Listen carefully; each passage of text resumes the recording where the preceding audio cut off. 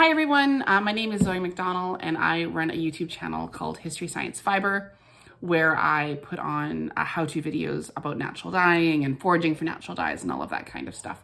And so I wanted to talk about two things today. One is to touch briefly on Patreon, what it is, and the second one is I wanted to do some unboxing of some dyes that have come in from the Middle East and how those two topics are related.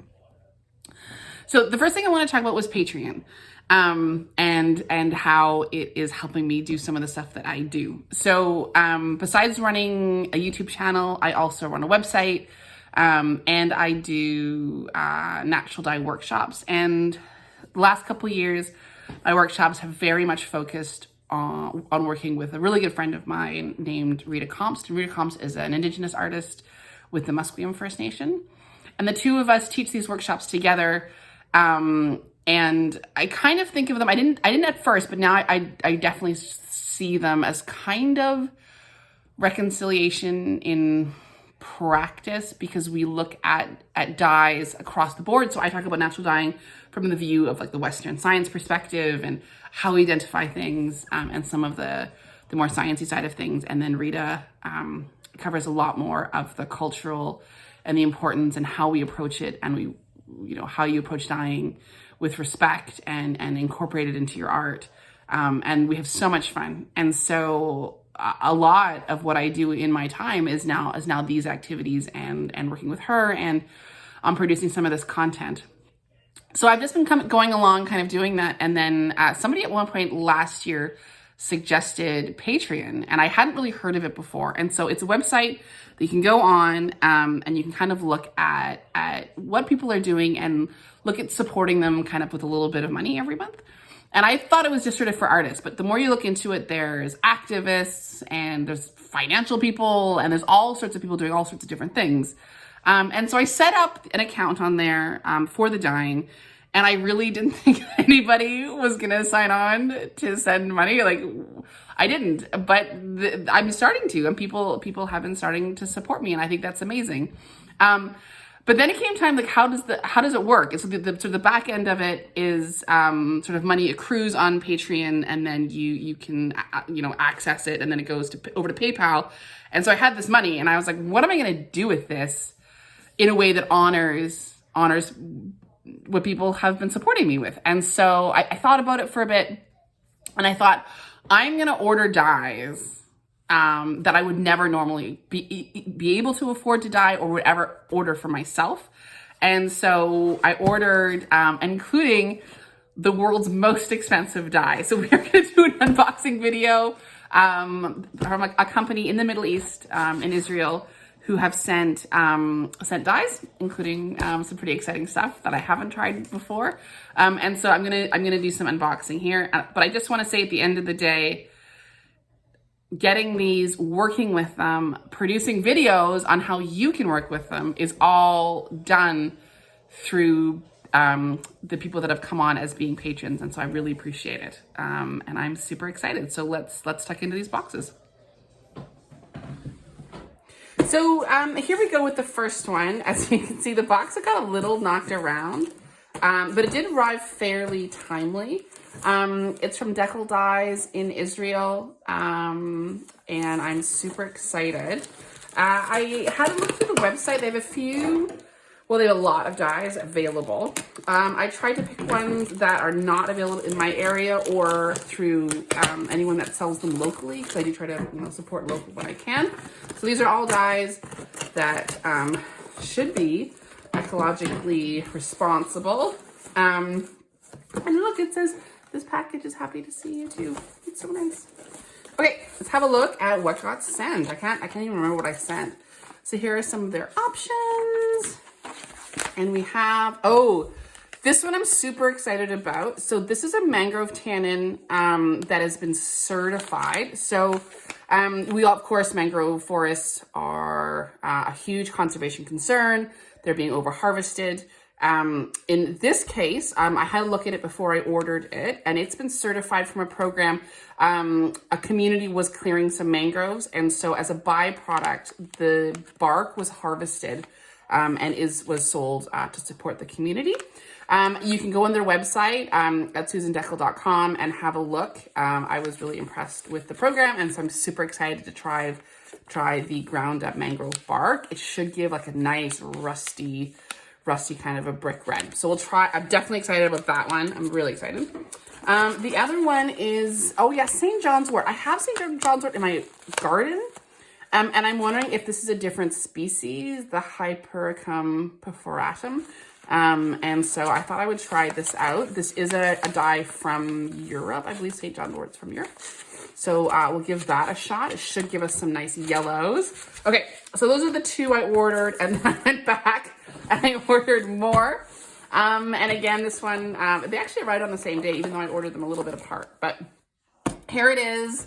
And I'm super excited. And so next month for this really unusual dye, which I will show you, the person, I'm actually getting a friend of mine who's a dyer who is also a chemical engineer to come in, and she's going to do the video with me because the chemistry of the dye, of this sort of world's most expensive dye, is super interesting. It's a little bit like indigo, and yet not like indigo.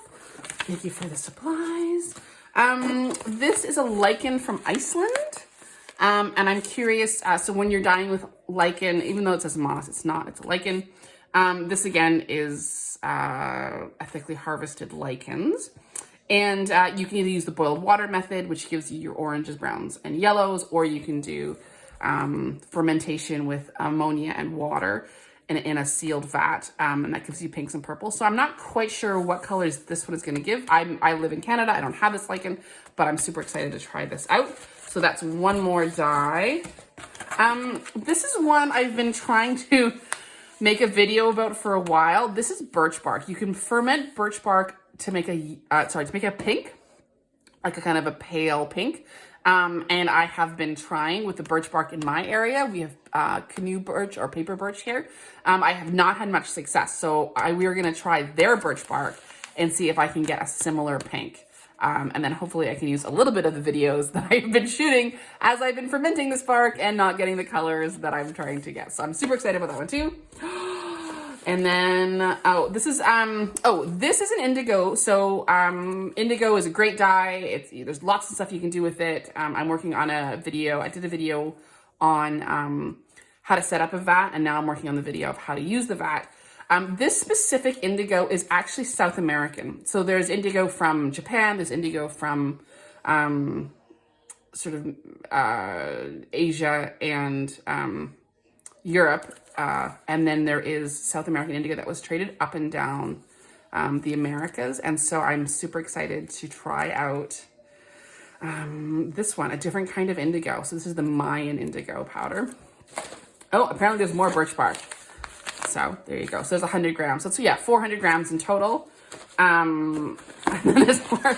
Okay, I may have overdone it on the birch bark. I'm not sure why I needed 500 grams. But I have it. Hopefully, if I can get that pink, I can get so much of pink yarn out of it. Okay, let's have a look at this kit. Here's the Tyrian Purple dye kit from Susan Deckel. Let's have a look. Okay, what do we have in here? Thank you for being part of our colorful community. Great, Deckel dyes. I was looking at this, and I really like the fact that their stuff is 100% fair trade.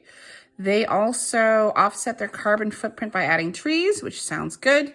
And so it sounds like they are approaching ways and they support in their community. So that is very cool.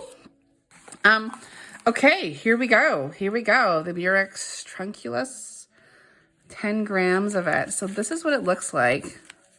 Should I try it too? So I see what it smells like. No, I'm afraid. I'm afraid it's going to stink. But I'm also, oh my gosh, I can actually smell it. Yes, it smells like dead. Oh my gosh, it sounds like the intertidal zone. So when the tide goes out and you've got like rotting, whew. Yeah, that's exactly what it smells like. If everyone knows that smell. Also smell of like old fishing boats. Whew, my goodness, okay. Okay, so we have that. We have our 10 grams.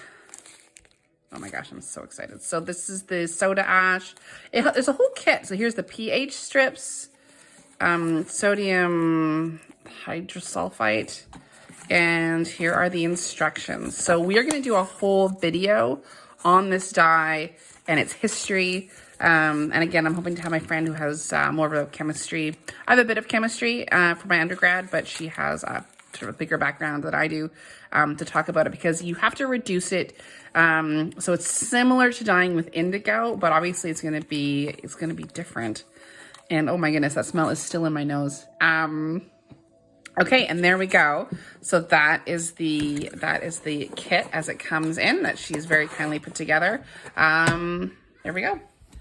Hi everyone, thanks so much for tuning in today and having a look at what has just arrived. Thank you so much to my patrons who have made all of these dies possible.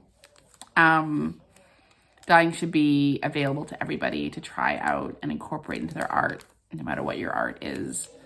And I'm excited to be a part of that. So talk to you all soon. Thanks. Bye. No, it's dirty on this glass too. Say it's dirty on the other glass. Hi everybody. Thank you so much for tuning in and going over the dies that came in. Thank you so much to my patrons who made all of these dies possible, that I can create some new content and some new videos. It is so important to make dyeing accessible to everybody, no matter what is in your life that might be challenging as you try to create art in this crazy world. Yes. Last night someone drawed a picture on the glass, so I'm cleaning that one off. Thank you, Kelly. Thank you so much for cleaning up. Really appreciate that. I'm cleaning. Hey, see that? So those are the dies that have now come in. I'm really excited about them. And thank you to everybody who supports me in this dyeing journey and creating content that hopefully everyone can access on how to include natural dyeing in your art. And thanks so much, Maya. Like they probably really want to look up your nose and your nose as well. So bye for now.